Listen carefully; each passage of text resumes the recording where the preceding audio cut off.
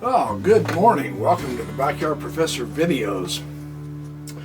I've started a series of videos on biblical archaeology with the Asherah and some of the First Temple Judaism theological ideas and the themes of the ancient deities and how archaeology is confirming Israel, just not in a way that the churches are familiar with it. And then I've done basically an introductory video on the historical Jesus and some of the materials of how they've covered the historical Jesus, and I'm going to be doing much more on that. And what I want to do today is share a theme, an idea from one of my very favorite biblical scholars and classicists, Dennis R. MacDonald. I've got his stack of books right here. I'm going to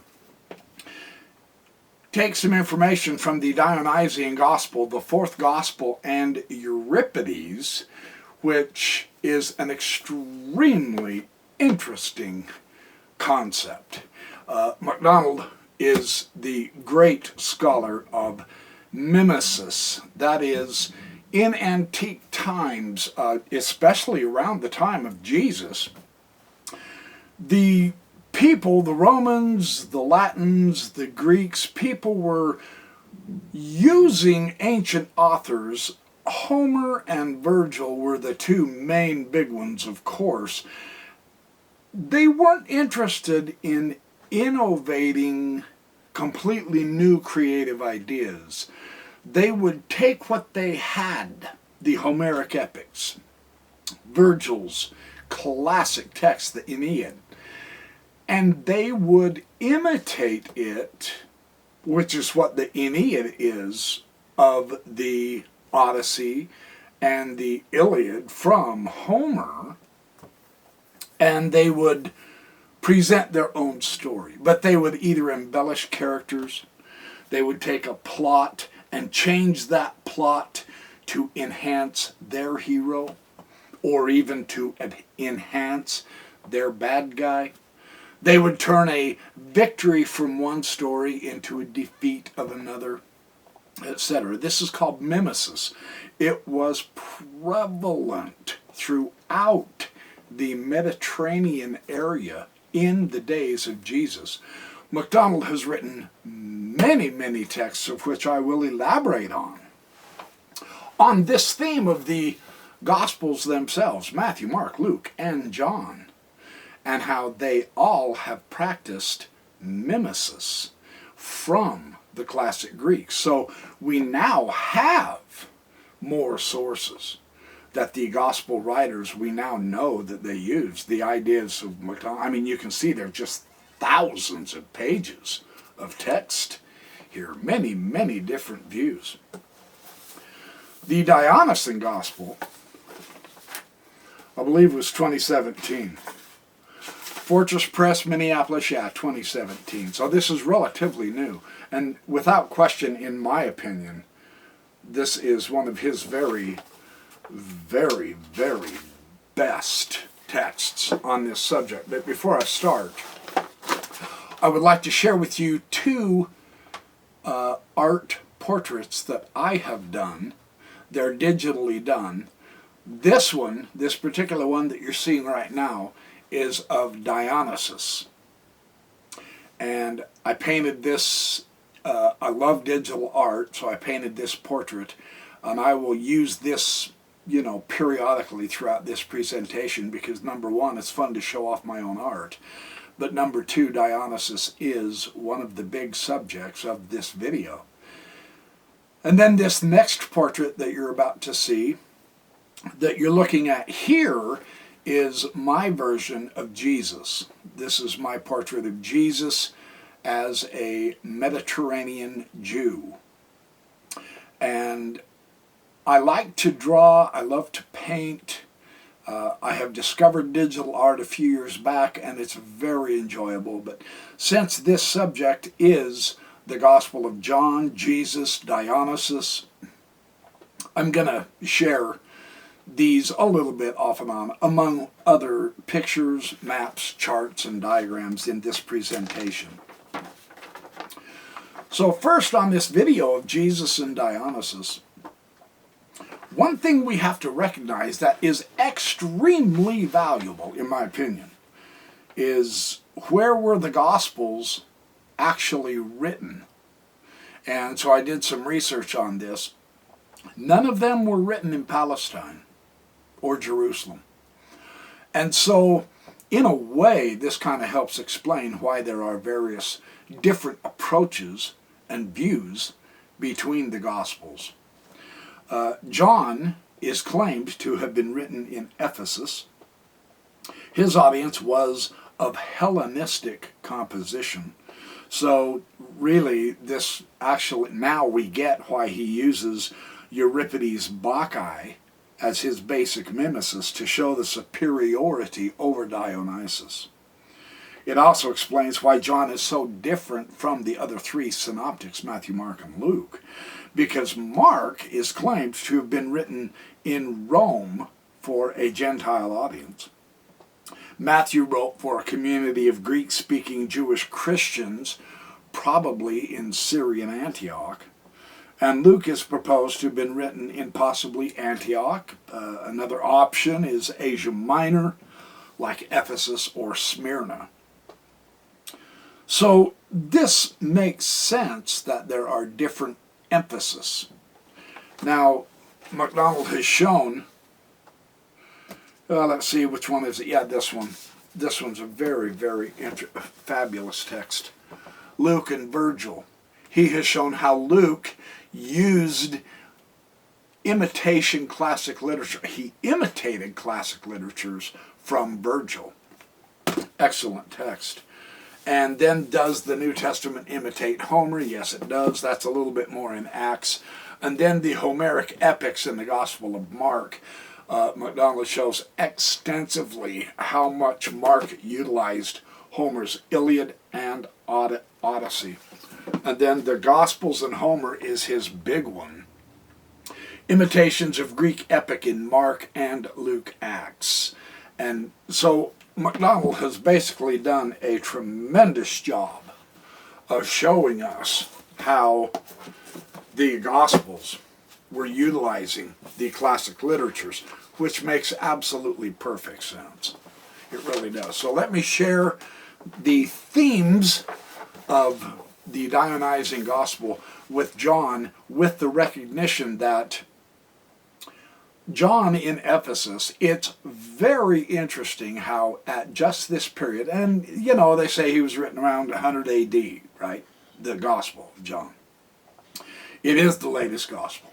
And formerly they used to say, well, it's the most Gnostic Gospel, because it really is quite different from Matthew, Mark, and Luke. Kind of a gospel standing on its own. And one of the early church fathers, now we know, I mean, Helmut Kester in the Ancient Christian Gospels, his magnificent study of the Gospels, he's shown like there's some 30 plus different Gospels. Only 4 made the canon.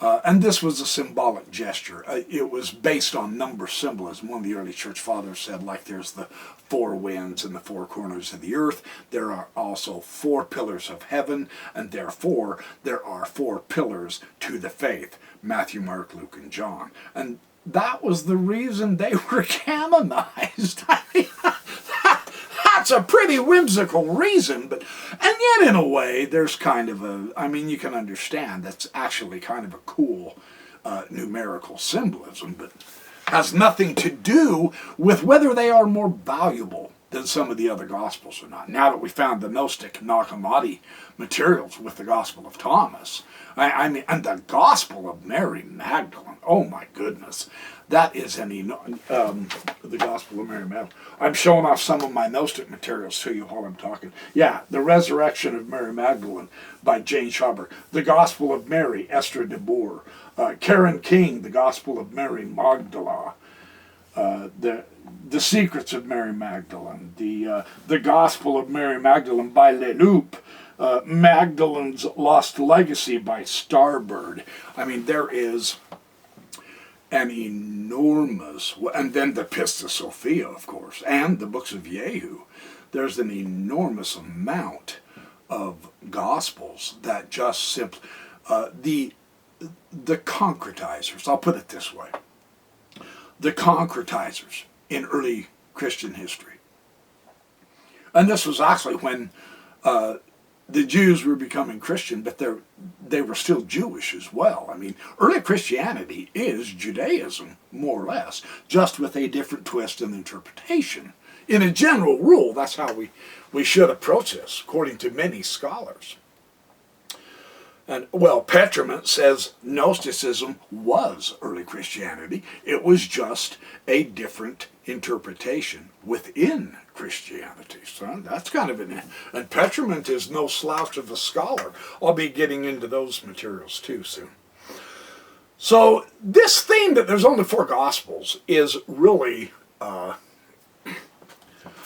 it's interesting.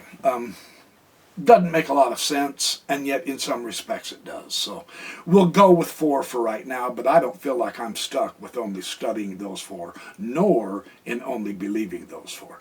Just because an ancient council under political pressure and duress voted and said, yes, we accept this one, no, we don't like that one, no, we don't like that one. It doesn't say what we are comfortable with about Jesus. Therefore, we're not going to canonize it. And a whole bunch of these bishops got together, raggedy-scraggly, and voted on how many Gospels to put in and which ones. I mean, the process was just ludicrous. And then Christianity, of course, got state-sponsored power, and instead of being the persecuted, they became the persecutor, and they completely murdered and wiped out and slaughtered everyone else who didn't think like them, which is a pathetic way to exist.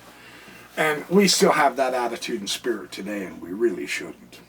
I say we, I don't mean we, us, I mean as a general humanity, and it's just stupid to not realize that there are numerous interpretations that are equally valid as anything any of the churches has ever put together. So man, that's a long enough introduction. Let me get on to MacDonald's information and presentation, because this is truly exquisite.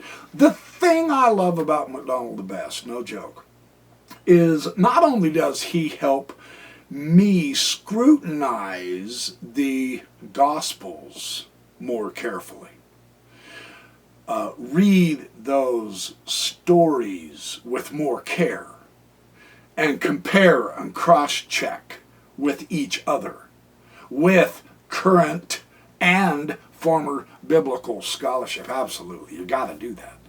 But the other thing MacDonald does for me that I have come to greatly appreciate is he is instilling within me a love of the Greek classic epic materials. Yes, Euripides, Virgil, Homer, Aeschylus, Sophocles, the great classics. I never realized they were so powerful until I began reading MacDonald several years ago. And hats off to Richard Carrier in his book, The Historicity of Jesus. Because it is through Carrier, I believe his book is 2014, something like that. That was when, it was through Carrier when I read that book and was just completely, well, part of it flabbergasted me, other part of it thrilled me, another part of it made me just lose sleep. Fabulous book. He introduced me into the magnificent writings of Dennis R. MacDonald, and I've never looked back. I read MacDonald all the time. This particular one is one of my very favorites of MacDonald. So let me get on with this. Let's go explore John in a fantastically wonderful way. Okay, I'm going to touch on a few of the highlights of the comparisons between the Gospel of John and the Dionysus cult theme from ancient Greece. I'm not going to worry about telling you the page numbers. I'm just going to skip through. I'm skipping, and I've highlighted some things. So a Johannine author supplemented the synoptics, and the idea here was to portray John as a rival of Dionysus. Interestingly, John being written in Ephesus, at that time, about 100 AD, Ephesus had a huge influence in the Dionysian cult at that time. So John, being in Ephesus, he wanted to show that as great, as magnificent as Dionysus was, one greater than he has shown up. And that's the point of John's Gospel. From this interpretation, and I think that's remarkably interesting. I'm not going to give you every parallel. I mean, he goes through dozens and dozens and dozens of them. I'm going to give you just a few highlights that make it unmistakably certain that this is pretty much what John has done. And it does help explain the gospel much better. Yeah, this is why John's Jesus is so different than Matthew, Mark, and Luke's. Because his emphasis is different. Jesus is rivaling the main pagan deity in the Gospel of John. That's why Jesus is presented the way he is. MacDonald masterfully shows this. So, Courtney J.P. Friesen gives a general comparison between Jesus and Dionysus. That is really interesting. Both Jesus and Dionysus are the offspring of a divine father and a human mother, which was subsequently suspected as a cover-up for illegitimacy.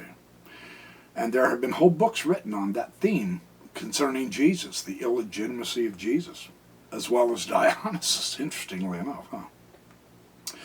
Both are from the East, and they transfer their cult into Greece as part of its universal expansion. Both bestow wine to their devotees, and they have wine as a sacred element in their ritual observances. Both have private cults. Both were known for close association with women devotees. And Rihanna Eisler's book, The Chalice and the Blade, I've got it here somewhere. Anyway, magnificent book, showing how Jesus was so close to women. His treatment of women was different than the culture that surrounded him. And that kind of helped set him apart. Yeah? Same with Dionysus. Very interesting. Both were subject to violent deaths, and they subsequently both came back to life. By the middle of the 2nd century, observations of such relationships are explicitly made, and would be later developed in various directions, of course. Now, a juxtaposition of Jesus with Dionysus here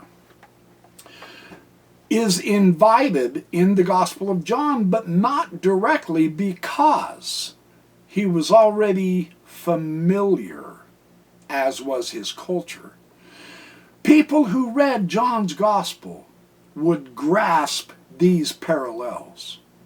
The reason why these parallels are not understood today is because we haven't had the Dionysian ideas for millennia. They were stamped out as brutal, pagan, immoral, indecent, and so on and so forth, right? So we don't know hardly anything about it. Back in John's day, it was just common knowledge. So he didn't have to spell it out in his gospel. This is what makes MacDonald's treatment so intriguing, in my opinion, because he brings it out very clearly for our benefit, right?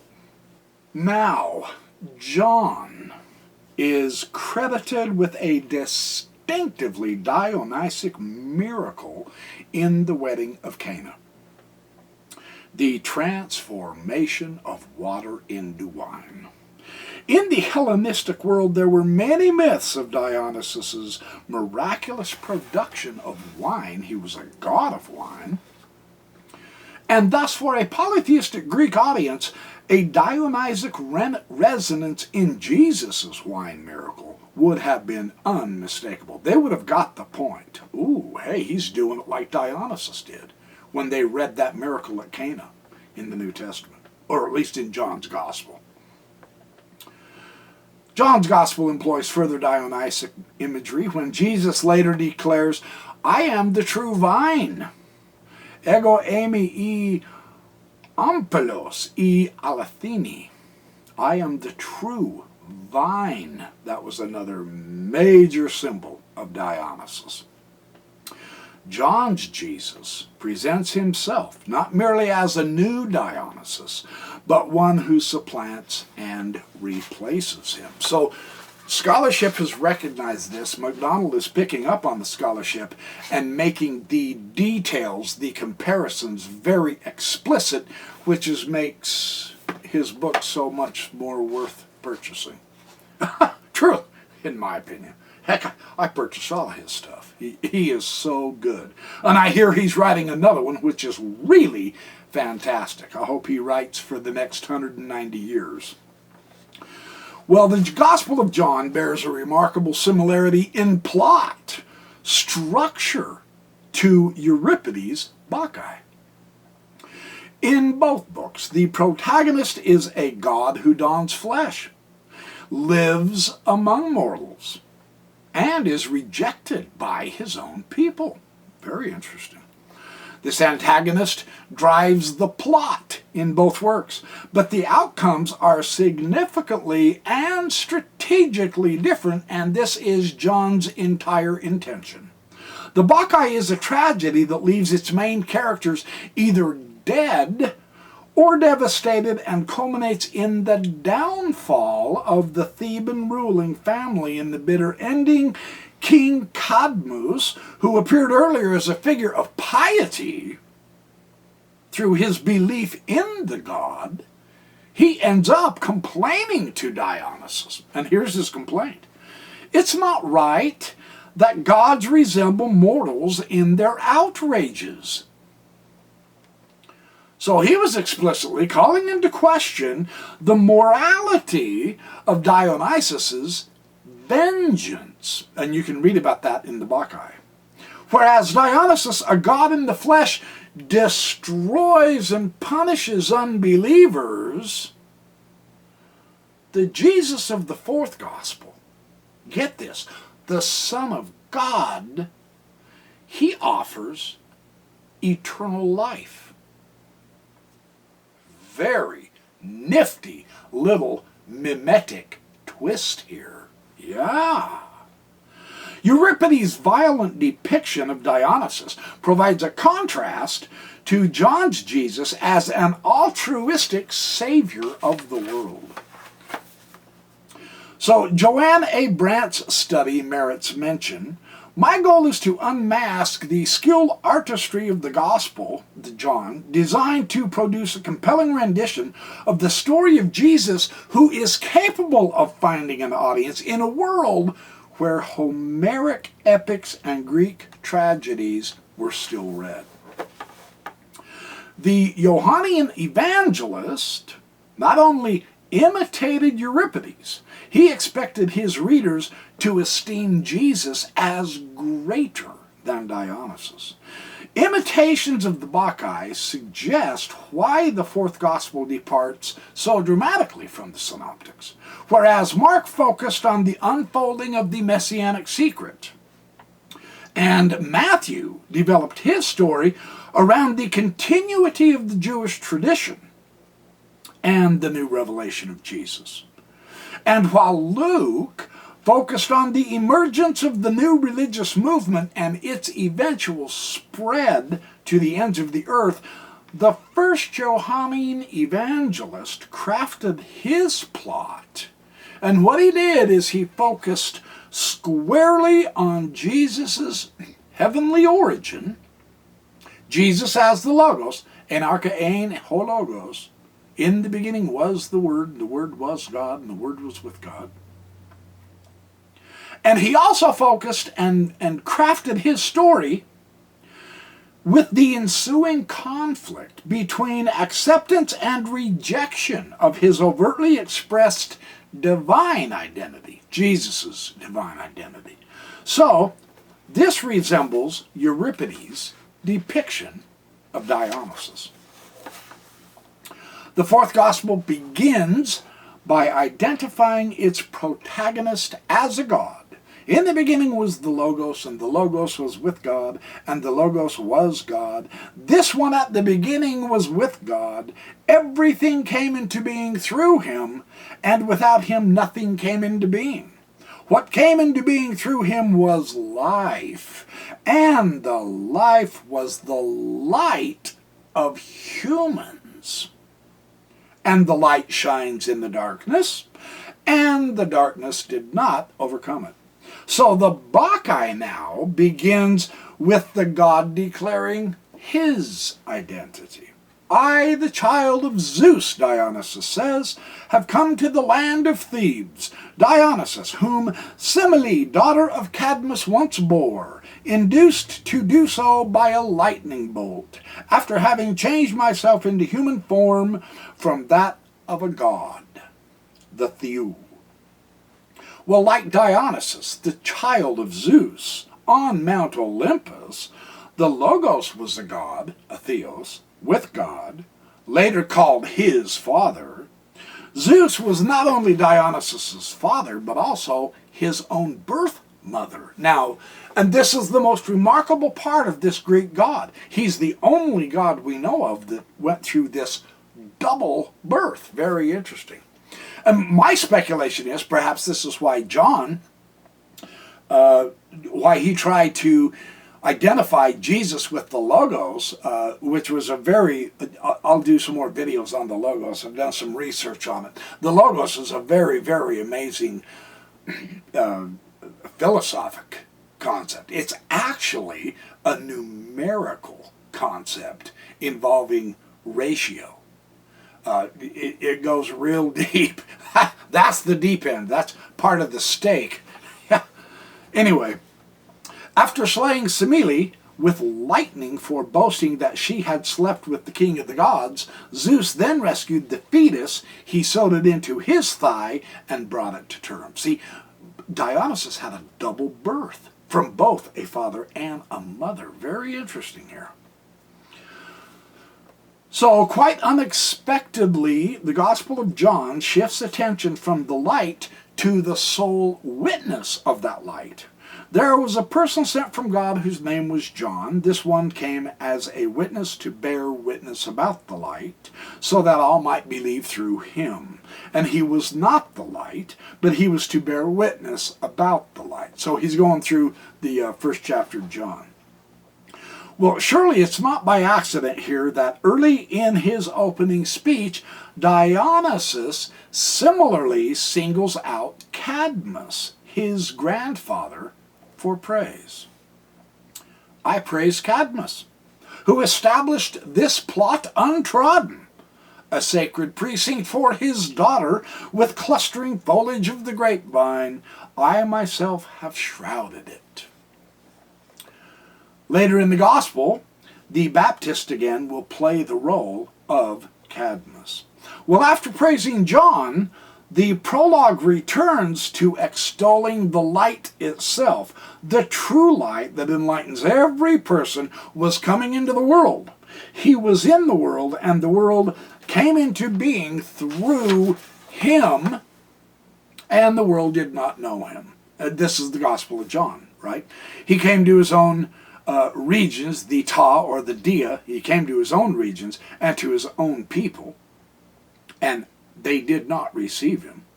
But as many as received him, to them he gave authority to become children of God, to those who believe in his name. Now that's the Gospel of John. Dionysus disguised himself as a mortal in order to punish Thebes, his birthplace, and his mother's family. since my mother's sisters, with whom one might least expect, were saying that Dionysus was not born of Zeus, but that Semele had been seduced by some mortal man, and that she had attributed to Zeus her own sexual sin. See, the Logos and Dionysus, they both came to their own regions, and their own people did not receive them. In the prologue, the Logos' own people are those whom he had created, but in the light of the gospel as a whole, one might take them to be fellow Jews, in which case the parallels with the Bacchae would be closer insofar as those who rejected Dionysus were his own family and other citizens of his own city, Thebes. The Logos assumes a human body. So he's continuing through the Gospel of John, chapter 1, he says, "And the Logos became flesh and pitched tent among us, and we observed his glory. Glory of the one-of-a-kind child from the Father, full of grace and truth. For we all have received of his fullness gift after gift." So in his opening speech back to Dionysus, he declared that he charged into this mortal appearance in order to reveal his power to unbelieving Thebans and to punish Pentheus, the king. "For this reason I will show him that I am a god." The Logos, by contrast, became flesh in order to offer grace and truth. We all have received of his fullness gift after gift. Isn't that interesting how John is using mimesis from Euripides' Bacchae and then changing it? That's a perfect example of the mimetic art from antiquity. This is wonderful. The word translated here as fullness is pleroma, which of course the Gnostics utilize constantly, which was to carry heavy theological freight in later Christian discourse. So it only appears here in John's literature, and it symbolizes the Logos as a vessel full of gift after gift after gift. I mean, that's a great description of the pleroma. John really did a great job here. But Dionysus, too, was a donor god, and he was a source of wealth. Yeah, so of course he was also associated with full craters and wine cups, because that is what he offered so many people. Gifts after gifts. Very interesting, isn't it? Now, John 1:18, I love how MacDonald translates this. This was spectacular. "No one ever has seen God, a one-of-a-kind God, the one in the lap of the Father, that one revealed him." Boy, that is really interesting. So, twice in the prologue in John, the Gospel of John, one finds the word monogenes at verse 14 and 18, which I have translated as one of a kind. The author employed it to exclude the possibility that God had other such offspring, such as Dionysus, whom the Bacchae twice calls Zeus's offspring. Yeah. Dios gonos. I translated the word kolpos as lap in the phrase, "the one in the lap of the Father." It is the region of the body extending from the breast to the legs, especially when a person is in a seated position, a bosom or a lap. One will recall that after Zeus destroyed Semele, he sewed the fetus into his thigh, which served as a womb, according to the Bacchae. So Dionysus and Jesus both have an unusually intimate bond with their divine fathers. And this is so remarkable how that's brought out through the Greek in the Gospel. Look that up, that kolpos. Very interesting. I looked it up in the Little Scott and also in the Bauer, Gingrich, Danker Lexicon of the New Testament. The opening speech of Dionysus and the prologue of the Gospel share a brilliant literary strategy admirably described by Brandt. the revelation of the prologue stand outside the knowledge of the actors or participants in that action. The audience then joins in a sort of a collusion with the narrator by sharing privileged knowledge and transcending the finite reality of normal human experience to view what normally cannot be seen, the workings on the cosmic order, the vantage point, or the discrepant awareness between fictional characters and the audience afforded by the prologue. This allows the audience to enjoy the irony offered by the action of the drama. Very interesting. Howard W. Atridge suggests that the quasi-poetic form of John's prologue is not a secondary or a casual addition to the gospel. It belongs right where it sits, at the beginning of the complex gospel. Unlike any of the other gospels, the fourth gospel begins as a drama. Surely it is not by accident. Now he's moving through the Gospel of John. He's in chapter 2 here. That Jesus' first miracle in the Gospel of John was a Dionysian feast. And on the third day a wedding took place in Cana of Galilee, and the mother of Jesus was there. Jesus and his disciples too were invited to the wedding. There are some scholars who actually have indicated that this is Jesus' own wedding. It's very interesting. And I mean, there's been 4 or 5 different studies that I have seen discussing this. That's not put in this gospel. Very interesting. And when the wine ran out, the mother of Jesus said to him, "They have no wine."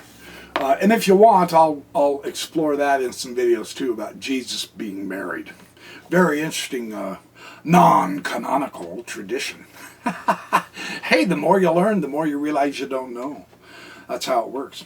And Jesus said to her, "What to me and to you, woman? My hour has not yet come." His mother said to the servants, "Do whatever he tells you." 6 stone water jars were standing there for the purification of the Jews, each containing 2 or 3 liquid measures. Jesus told them, "Fill the jars with water," and they filled them to the brim. And he said to them, "Now draw it out and take it to the chief steward." And they took it. And when the chief steward tasted it, the water had become wine, and he did not know where it came from.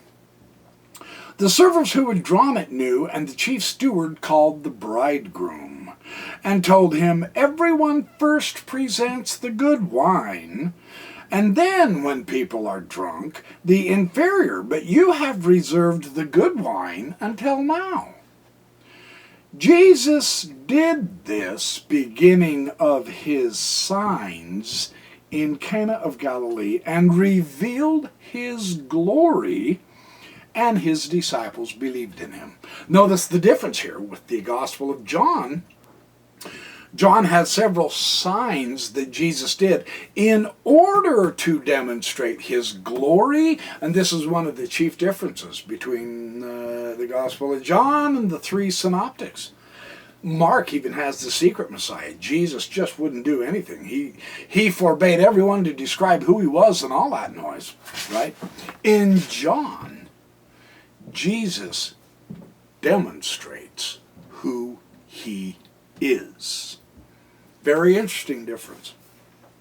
Well, Jesus not only turns the water into wine, he produced over 100 gallons of it, and of superior vintage. He not only produces a massive amount of vin de marquis, but he does so after the guests are smashed. I love how he put that, huh? The changing of water into wine was Dionysus' signature miracle. According to Rudolf Bultmann, every year on the day of the Dionysian feast, the temple springs in Andros and Chios were said to have poured out wine instead of water. In Elise, on the eve of the feast, 3 empty jars were set up in the temple, and they were found to be full of wine on the next morning. So Euripides twice mentions the god's miraculous production of wine in the Bacchae. The first is this: the ground flows with milk, flows with wine. Here is the second. One of them took a thyrsus and struck a rock, from which gushed a wet spurt of water. Another woman struck the fennel wand into a plot of earth, and on that spot the god produced a fountain of wine. Had you been there, the God you now censor, you would approach with prayers on seeing such things. Well, according to Bultmann now, Dionysus' changing water into wine was an epiphany celebrated at the Dionysian feast, that is on the night of the 5th to the 6th of January. Now, the early church saw the feast of Christ's baptism as his epiphany, and they celebrated on the 6th of January. Equally, it held that the 6th of January was the date of the marriage at Cana, as narrated in John 2, 1 through 11. Really remarkable, isn't it? Jesus' first miracle in Mark was an exorcism, at which a demon recognized him as the Holy One of God. The exorcism produced astonishment. Well, the Gospel of John author apparently substituted the changing of water into wine for Mark's exorcism. And in favor of this transformation are similarities in what Mark's demon says to Jesus and what John's Jesus says to his mother. Mark says, "What to us and to you, Jesus of Nazareth?" Whereas John said to his mother, "What to me and to you, woman?" The narrator points out that Jesus did this, the beginning of his signs, in Cana of Galilee, and revealed his glory thereby, and his disciples believed in him. The first revelation of Jesus' glory was an abundance of fine wine. Furthermore, the Cana miracle anticipates Jesus' death, insofar as 2 verse 4 is the first occurrence of the expression, "His hour had not yet come." Jesus' hour is going to be his death and his glorification. Well, one might note that in the Acts of the Apostles, the first public miracle is xenolalia, that is, the speaking in foreign languages, which some onlookers interpreted as a symptom of drunkenness. Several modern interpreters have heard in Acts 2 echoes of Pentheus's accusations of Maenad intoxication in the Bacchae. By making Jesus' first miracle the production of wine, the Gospel of John notifies the reader now that Jesus will rival Dionysus. Michael Laban admirably emphasizes its significance not only for the Gospel but for the understanding of the development of the entire Johannine corpus. By adopting the Dionysian epiphany motifs, it was feasible to convey the God being in a way that the human side only virtually adhered to the miracle worker. The Dionysian motifs provided the possibility to tell the problem of Jesus' humanity in such a way that the revealer manifested himself in human form. And this is what the god Dionysus also did. According to this background, John 2, 1 through 13 is to be read as an epiphany miracle. The supernatural, miraculous transformation denotes the epiphany of Jesus according to the pattern of Dionysus. The juxtaposition of Jesus and Dionysus depicts Jesus as a god. This is the most remarkable part of his book, because I had come to this conclusion myself in my own separate study before I even discovered this book, the Dionyson Gospel. I was studying a classicist, Jan Kott, his book, The Eating of the Gods, and I began to study the theme that MacDonald here presents. So yes, he scooped me, but it was really fun for me to realize that I had come to the same conclusion as the scholarship before I became acquainted with the scholarship in the Gospel of John. So this really touched me personally. Okay, John 6:53 through 66. Eating the flesh of the Son of God. If my reconstruction of the Dionyson Gospel is correct, what immediately followed Jesus' declaration that he was the bread of life was his explanation why the one who comes to me will never hunger, and one who believes in me will never thirst. Okay? Truly, truly, I say to you, unless you eat the flesh of the Son of Man and drink his blood, you have no life in you. The one who chews my flesh and drinks my blood has eternal life. For my flesh is true food, and my blood is true drink. The one chewing my flesh and drinking my blood abides in me, and I in him.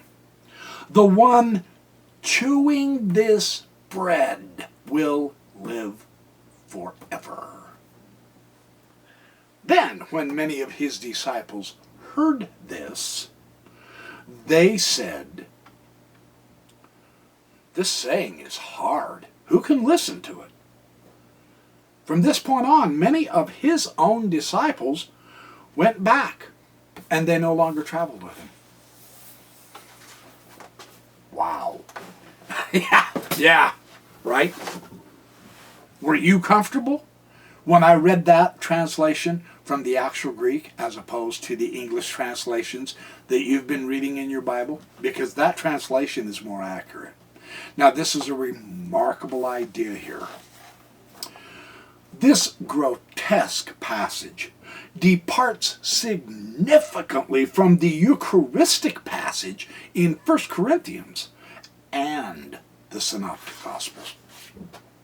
In those texts, the elements are metaphorical. The breaking of bread symbolizes the breaking of Jesus' body, and the drinking of the wine symbolizes the new covenant sealed in his blood. Yada, yada, yada. 1 Corinthians 11:25. The participants perform these actions in remembrance of Jesus. And the rite symbolizes a legal contract binding the drinker of the wine/blood into a new relationship with God.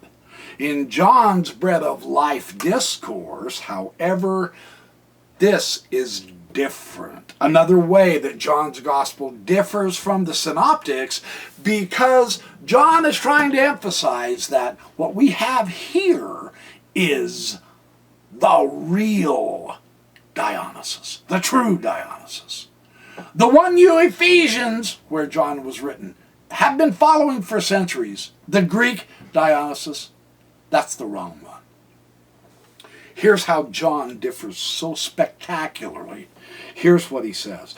There is no Passover in the Gospel of John now. There is no Passover. There's no inner room. There's no ritual setting. There's no meal. There's no loaf of bread being broken for anyone. There's no cup to drink. And there's no wine at all. There's no mention of a substitutionary death.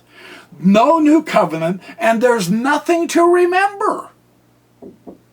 The setting is outdoors during the day, before a large and a mixed multitude of outsiders and disciples, in the midst of a difficult controversy in which Jesus seems to offend purposely as many people as he can possibly offend.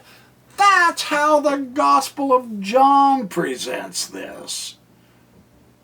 That should wake us up. If you're comparing the Gospels, you should sit bolt upright and take notice. What's going on here? I think MacDonald has it. Here is what is going on here. The Gospel of John creates a radically new soteriology, a new means of salvation. That's what soteriology means. The idea of how do we gain salvation. Soteriology. So, what he says is now this Gospel of John says that by chewing Jesus' flesh, the sarx in the Greek, and drinking his blood, the haima in the Greek, his followers will gain eternal life. Well, these two motives are distinctive to this gospel, and they appear nowhere else in the entire New Testament. They point to Dionysian cult imagery, however. Specifically, the eating of the flesh and blood of the God and the immortality that initiates gain by such an activity. A song of Euripides' Maenads refers to this rite as the sheer joy of eating raw flesh. The cult of Dionysus famously involved two related rites, sparagmos and homophagia. The first is sparagmos, means dismembering. One was ripping apart of living beasts in the Bacchae. The second is eating raw flesh. This was the placing of the flesh and the bleeding meat to the lips, which some ancient interpreters took to be a reenactment of the eating of the young Dionysus by the Titans. The participants celebrated Dionysus as one who had survived death and thus granted immortality as the Lord of Souls. This symbolic act brought union with Dionysus within the celebrant who granted eternal life. Well, this mystical union is more or less essentially what it's talking about, right? This is not articulated in the Bacchae. Indeed, there, the god refuses to disclose the sacred rites to Pentheus or to the audience. But in the fragments of another tragedy now, the Cretans, the chorus, speaking as one, refer to homophagia and their identification with the god. I became an initiate of Idaean Zeus and a herdsman of night-roaming Zagreus. This is an epithet for Dionysus.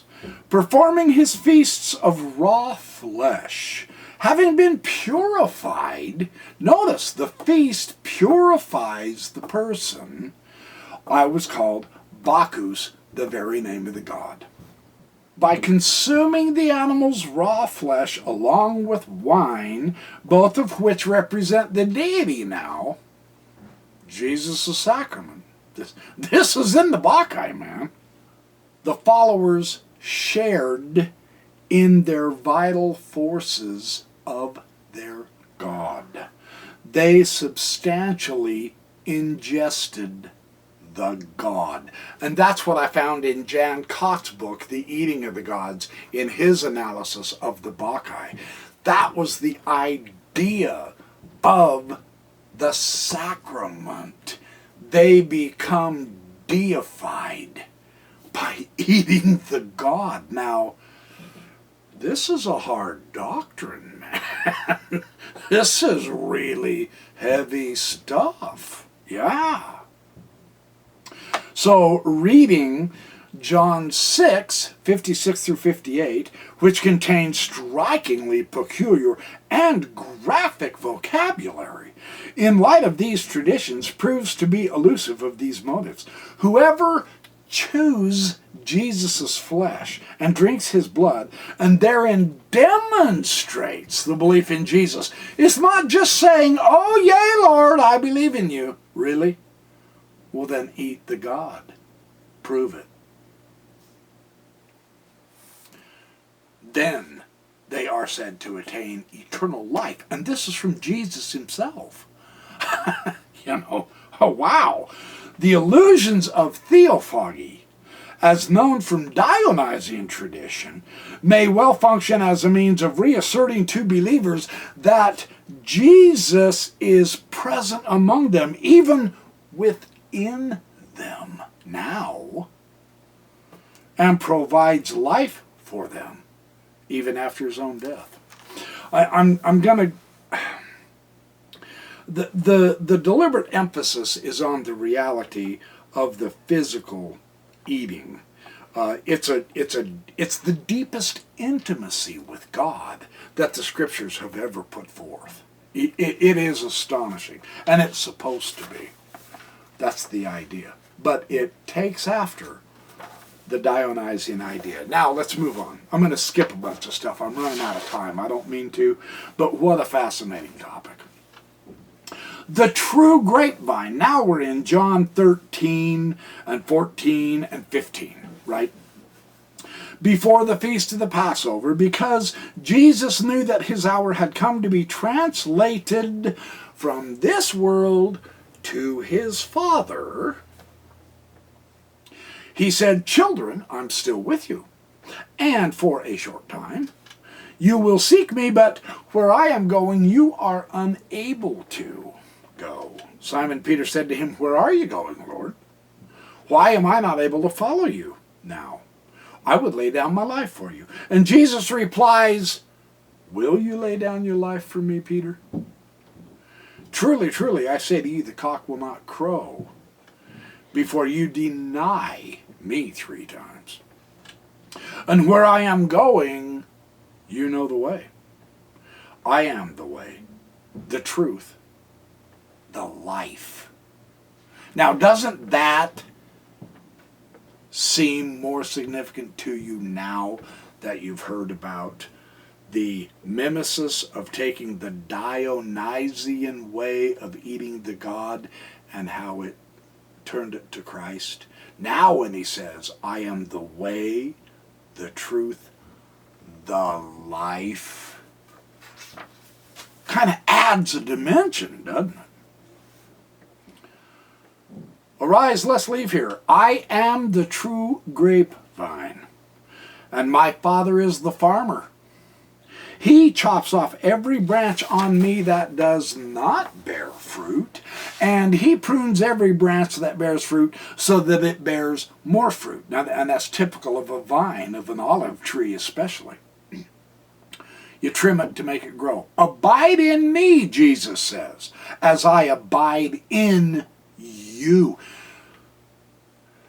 Notice how this has changed the nuance of what Jesus now says. You see this in a whole nother dimension now. Isn't that interesting? It's really interesting. Just as the branch is not able to bear fruit on its own unless it remains on the grapevine, so you cannot bear fruit unless you remain in me. So, grapes and grapevines, these were distinctive Dionysian markers. No question about it. The Homeric hymns to Dionysus itself presents the following as the god's initial manifestation of his identity, and at once along the top of the sail spread a grapevine, an ampelos is how the Greek puts it, in both directions. Lucian presents a tongue-in-cheek adventure in which he comes upon a river of wine that issued from many huge grapevines, ampelus, the plural.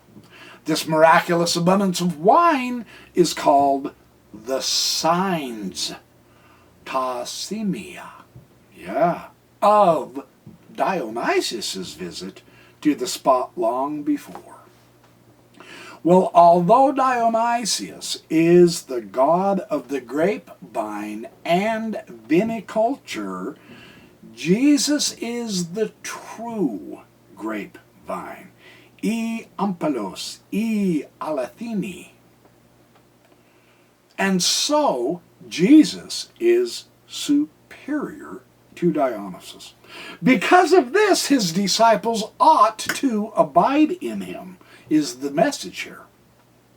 The organic description of this abiding creates a heightened level of vividness to the grapevine metaphor, where the disciples are branches that produce grapes, if healthy, sure, and connected to the true grapevine.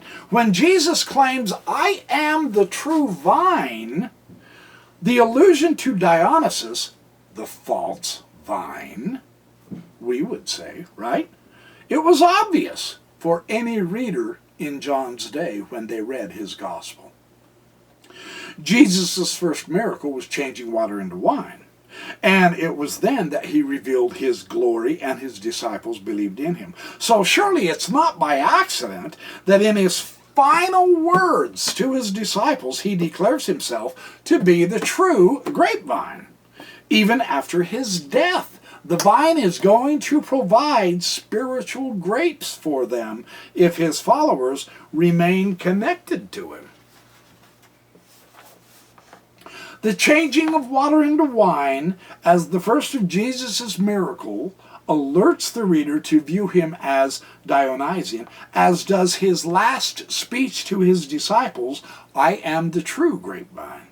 Only in the fourth gospel does one read that one must eat Jesus' flesh and drink his blood to obtain eternal life, and this evokes similar claims for Dionysian homophagia. The mimetic indebtedness to the Bacchae would largely explain why the fourth gospel differs so dramatically from the other three. The difference issues not from deviating oral traditions of the life and the teachings of Jesus, but from imitations of Euripides, because the other Gospels didn't use Euripides. Mark emphasized his mimetic discourses based on Homer, and Luke based his mimetic approach to Jesus based on Virgil and those stories. John emphasizes the Euripides idea. The evangelist notified his readers that Jesus was a rival to Dionysus insofar as he was the true grapevine, whereas Dionysus took human form to punish Thebes. The Logos took human form to offer life to those who received him. Euripides' story, after all, is a tragedy. The evangelist's story came to be called the good news according to John. So that's what I wanted to share, and there's many, many, many more. He actually goes through the entire Gospel of John in this book, showing the Euripides parallels. I love studies like this that give us new perspectives. You know, I've said before, when you change your attitude, you change your life. And, you know, no joke, that can work both directions, man. Positive or negative, right? So when you approach a text that we're so familiar with, I mean, how many times have we read the Gospels, you know, in church, in Sunday school? We've had our own little study groups and so on and so forth through the years, and we keep repeating the same old interpretations because, of course, those are based upon what we learned in church, right? the pure value, the beauty, the enhancement that we receive through biblical scholarship is really delightful, in my opinion. MacDonald's books on Matthew and Mark and Luke and Homer and Virgil, now John and Euripides, they add so much more to this. The dimensions go deeper and broader. And you can, if you'll let yourself, when you immerse yourself into this, and me, I'm getting the Loeb edition of the Greek classics. I've got the Greek classics up behind me somewhere in the bookshelf of all of the Greeks. And it's so much fun to open them up, Homer and Virgil and all that, with MacDonald, and read the materials in their Greek and their Latin along with the English translation, and then compare them with the Greek of the Gospels with the translations of the Gospels and see the ideas. And of course, I mean, you know, let's keep this on the real lowdown, right? Not all of MacDonald's parallels are so total super strong, you know. They're not really super fantastic, excellent, and obviously this is true. No, MacDonald is approaching this as a legitimate scholarly enterprise that needs looking into. Some of his materials, some of his parallels really don't amount to a lot, I thought. On the other hand, some of his parallels where the exact and unique wording in the Gospels, in the Greek, with the Homeric epics or Virgil, in the Greek and Latin. Oh man, you guys, some of these parallels just leave you tingling, man. I get goose pimples just thinking about them. They're fantastic. So, Dennis MacDonald, well worth looking into. The Greek classics, well worth looking into. I mean, look, we've got the we have received the heritage of the scholarship on the Eleusinian mysteries. Now, the ancients took their mysteries pretty doggone seriously, right? Yeah, I mean, they really didn't say a lot. That's why we're still struggling to comprehend them. Right now, I'm doing some research in the Mithras liturgy that I'm going to give to a colloquium of scholars in January. And then, excuse me, then I will present videos on this this Mithras liturgy. And Mithraism was based on art, not written materials. Right? So this is a case where we have to interpret the art. Yeah. And I mean, you've got the David Ulantzis, and you've got the Reitzensteins, and you have the Myers, and you have the Betzes, who translate the Greek Mithras liturgy, etc.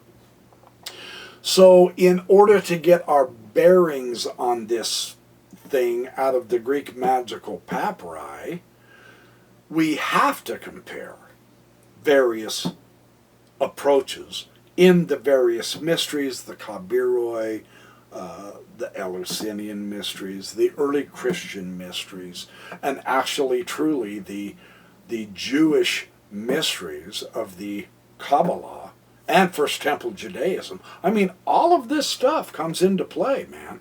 And so in order to try to grasp the mindset of the ancients in their most spiritual moments, I mean, even the Kaaba mysteries of Islam. And what's the idea? The mysteries from the Egyptians, the Isis mysteries. The relationship of the pyramids in the Egyptian materials. The kings circumambulating around the pyramids have terrific parallels with the circumambulation around the Kaaba in Islam. the journey, the pilgrimage to the holy spot, yeah? Well, that circumambulation is in the Mithras mysteries, I've discovered. I mean, wow, the parallels here are really interesting. Number symbolism parallels, just like he finds in the Gospels in relation to some of the Greek classic materials. There's overlap everywhere, not by way of causation, not by way of, it is a syncretistic, it's a meshing together of various ideas and all, but just the ancient mindset of what is man's relationship to the gods and what is man's relationship to the cosmos. That relationship to them was very real. Today, in our modern skeptical society, we don't go there so much. And we are the losers for not doing so. In my opinion, that's just me. And I'm bringing up a boatload more materials for you, not only from the New Testament, the Old Testament, not just the Bible, but the classic materials too. We have a long way to go, and we've got a lot of very interesting, cool, fascinating stuff. The Dream of Scipio by Cicero. Now, I've heard this pronounced both ways. I don't know. I'm not a classicist. Cicero or Cicero.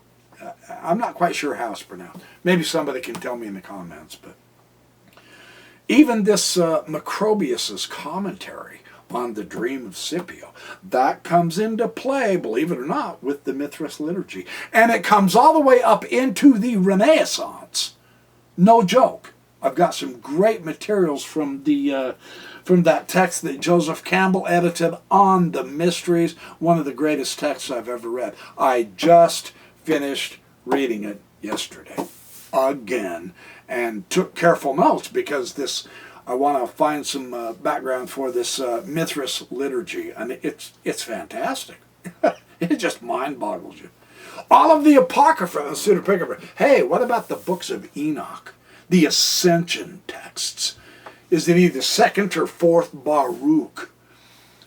Ezra. Fantastic materials coming out that I'm going to try to put together and share some more new interesting stuff for you. The idea here, the idea here is